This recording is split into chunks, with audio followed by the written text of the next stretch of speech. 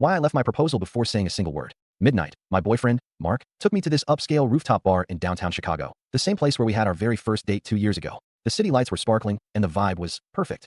0:15. Suddenly, Mark dropped to one knee. He pulled out a velvet box, but before he could speak, the bartender leaned over and whispered, "Back again? You're really determined to get a yes at this table, aren't you?"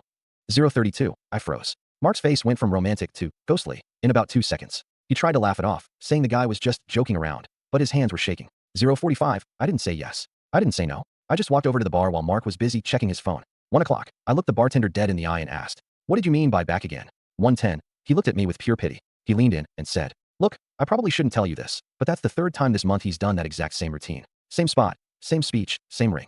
1:30. My heart didn't just break, it shattered. He pulled out his phone and showed me the security footage from last Thursday. 1:42. There was Mark, on his knee, proposing to a gorgeous redhead. She'd laughed in his face and walked out. 1:55. And the week before that, a different girl, who actually cried before handing the ring back and calling him a pathetic liar. 2:10. I walked back to the table. Mark looked at me, trying to force a smile. "So, where were we, babe?" 2:22. I picked up the ring, looked at the cheap, cloudy stone, and dropped it right into his glass of champagne. 2:35. I'm not the third time's a charm, girl, Mark, I said, my voice as cold as the ice in his drink. 2:48. As I walked toward the elevator, I heard the entire bar start to cheer.